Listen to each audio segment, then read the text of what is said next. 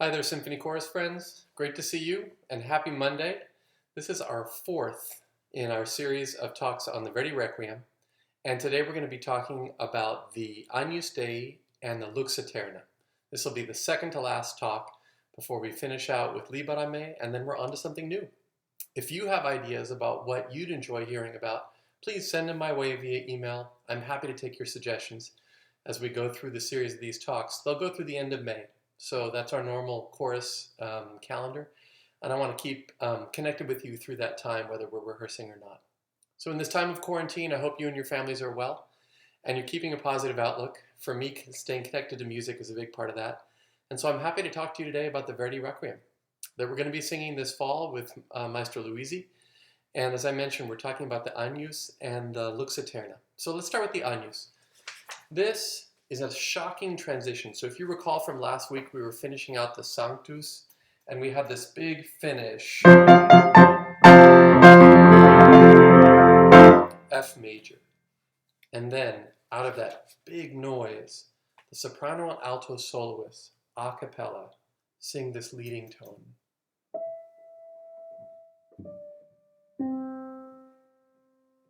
And this beautiful tune.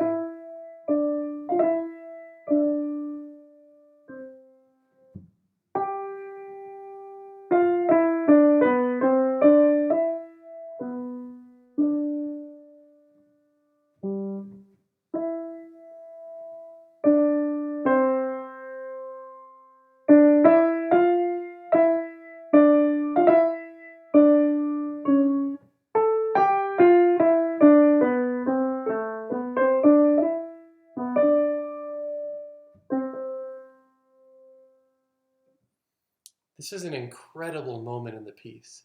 First, because of the harmonic change that we had to here, which feels like it's coming out of another world, but also because of how difficult this is. The soprano and mezzo soloists have to sing in octaves, a cappella, perfectly in tune, and this is really hard, especially because for Verdi Requiem, we're often looking for big operatic voices that can handle the most dramatic parts of the work.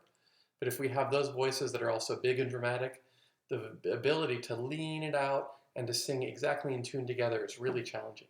So from a technical standpoint, this Agnus is one of the most tricky moments in the whole piece. So we have that tune, and it's basically a series of theme and variations that Verdi sets up for this whole movement. So he's got this perfect melody. It's a fascinating melody in the sense that it's not an 8-bar, 4+4 melody that's typical. It's 4 bars, and then another 3 bars. So a 7-bar melody, asymmetrical, which is relatively unusual. And then in the second half of it, you've got essentially 3.5 bars and another 3.5 bars to make 7 again. So that's the tune. The next entrance of it, there's 6 altogether. The next entrance of it is everybody in the chorus and also the orchestra, but still playing just in octaves, no harmony at all.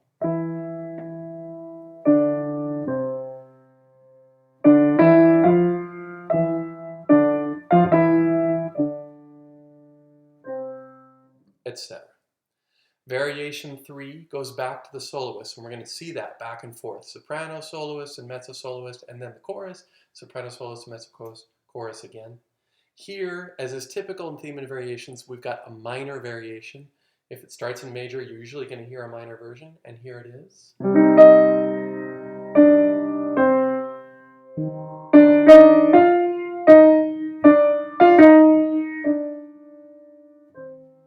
And so that goes for a little while.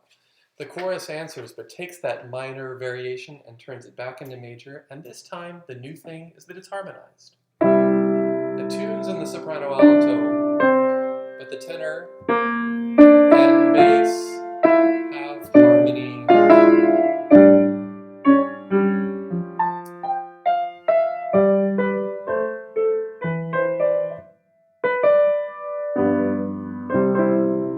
Four-part harmony, sometimes a little more than 4-part harmony.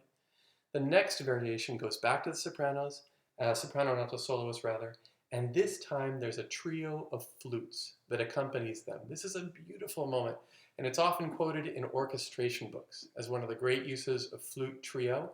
The other one that I'd point to is in The End of Creation, Part 3. The first movement has a similar moment here.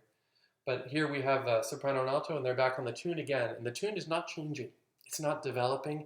It's really just being varied slightly by the harmony and occasionally by the major or minor mode. But around that is this flute trio, etc. So it gives it this sort of otherworldly, beautiful, heavenly effect. And then the chorus comes back. This time, what's new? The harmonization. It's changed. So remember before we had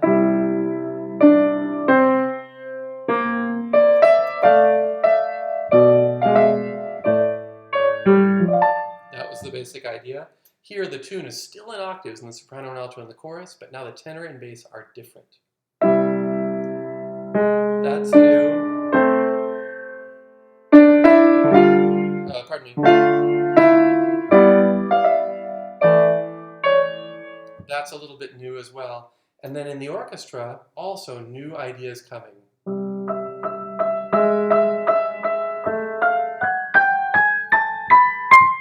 You recognize those chromatic scales? We heard that last at the end of the Sanctus, where he sang big waves of chromatic scales. Here they are again, but this time in a gentle context. And then finally there's a coda. A coda meaning a section that's set off from the main idea that finishes a movement or a section. And here Verdi just takes a little bit of the theme and transforms it in the tenors. Whereas before this melody was unchanging, now we have something relatively new. Soprano and alto answer. And then basses of the chorus. And they take that A and turn it into A flat. A moment of tension. And then here, soprano and alto in unison, which we've never heard in this movement before, singing in the same octave, in the low octave.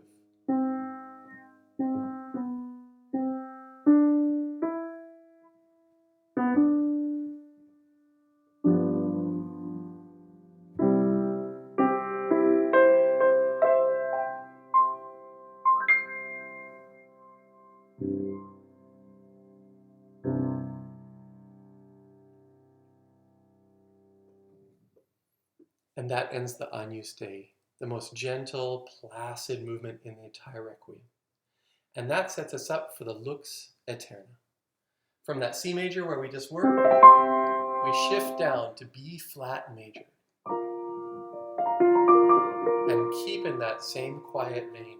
But this time the orchestration is really special because Verdi divides the 24 violins. He says you should have 12 firsts and 12 seconds in the orchestra at a minimum. He divides those 12 and 12 into 6 different groups of 4. So now you have this shimmering sound of all violins. And the mezzo-soprano sings Lux Aeterna. I'll play her part up the octave.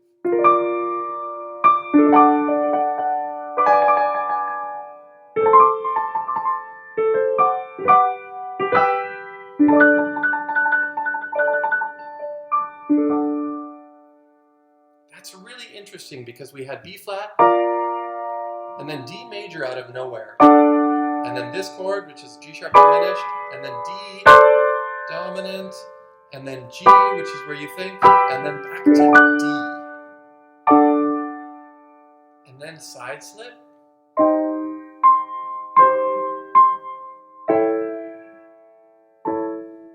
And now this one's really unusual. Listen to this.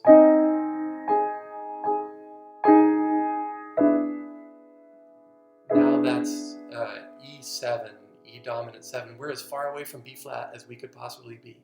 And then in Aeternum qui P. Back to B flat. And we have here suddenly B flat minor, and we'll talk about that in a second. But this opening is really, really interesting harmonically because he immediately goes away from the B flat to D, and then we have these weird shifts, interesting, and then finally G minor sets us back up to get all the way back to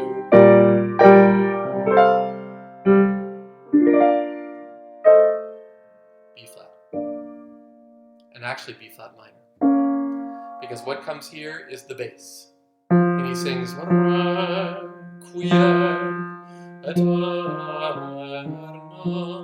and this is accompanied by low instruments. So timpani playing in open fifths, as well as bassoons, trombones, and the tuba, and they play while the timpani rolls. So this is a funeral procession. And not surprising, because the words Requiem Aeternam have come back. Some composers have used this moment to bring back the Requiem music from the first movement, which makes sense because the text is coming back again. But we know that Verdi is going to wait to do that. He's going to bring back the Dies Irae in the Libera, so he decides not to do it here. And instead we just have Requiem Aeternam, a bass solo that's answered by the mezzo and the tenor, but it's really the bass's moment, and it's a somber procession. The three soloists then sing an a cappella section in the relative major. So we've been in B flat minor. By the way, B flat minor is an important key for Requiem processions. If you remember the Brahms Deutsches Requiem, that second movement begins in the same key with a solemn procession in B flat.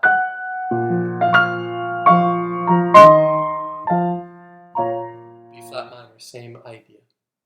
So the trio of soloists come, and they sing an a cappella section that has a lot of tricky intervals in it, and I will tell you that this is the one place where conductors are always hoping and praying that they come back to the right key again, as the bass re-enters with his same tune,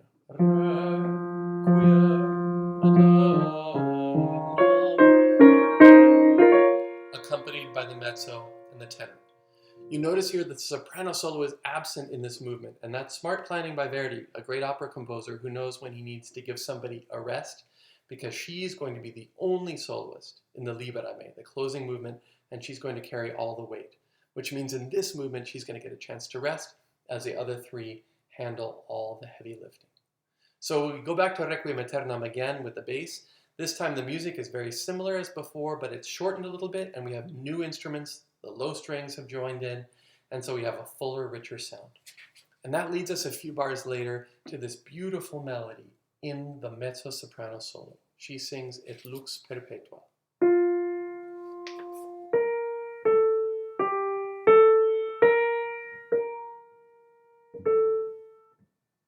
Sorry.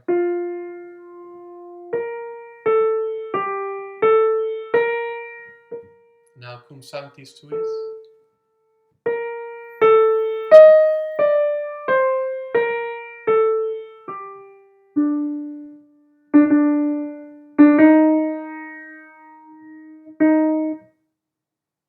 Quia pius est.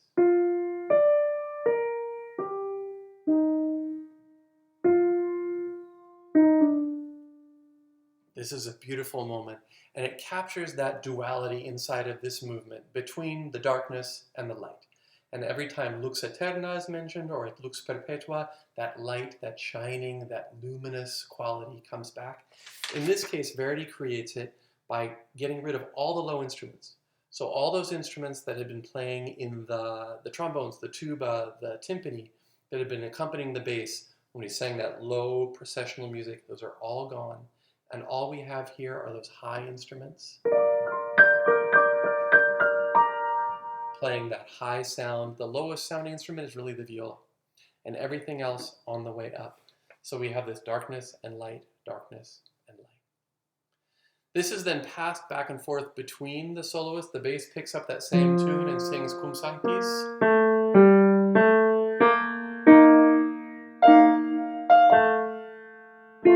And the other soloists get in on the act, and eventually they come to a beautiful cadence, and they sing Quia pius est. I want to play you this music because I want you to have it in your ears. We're going to hear exactly the same couple of bars in Otello. Verdi essentially quotes himself, and we're going to be singing Otello next year as well. So I want you to hear in bar 79, they sing Quia pius.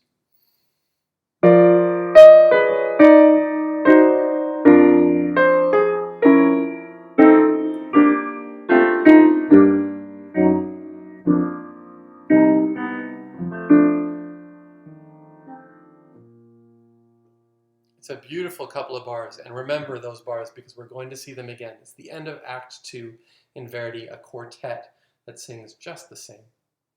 There follows a beautiful a cappella section again, once more for these three soloists. Same issues as always. It's very difficult to keep this in tune as they move around through a lot of chromatic notes. But we come to the end and hopefully back in B flat. To quote the beginning of the movement again, mezzo-soprano sings Lux Perpetua in the same way she did before.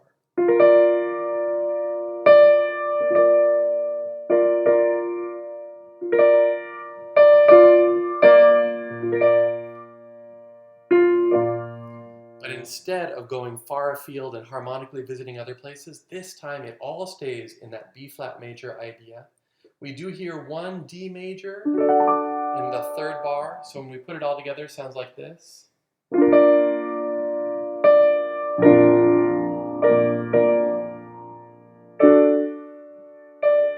But then right back to B flat major. And here, where she before sang D to F sharp at the beginning, now that's rounded out to D to F natural. And keeps us all in B flat. So that tension that was created at the beginning of the movement of this being an unstable key and we don't know where we are, now all of that is resolved. In addition, Verdi, genius composer, is dropping in here little quotes from earlier ideas. For example, in bar, 96, the bass and the tenor sing, where does that come from? Here.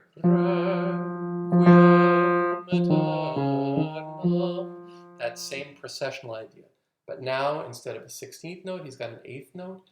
The rhythm is smoothed out, and the tension and the conflict that was created by the earlier major-minor juxtaposition is now resolved. And we get a gentle B-flat major. And then these arpeggios.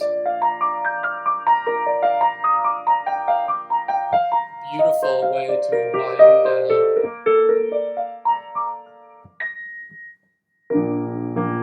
And then B-flat major is confirmed.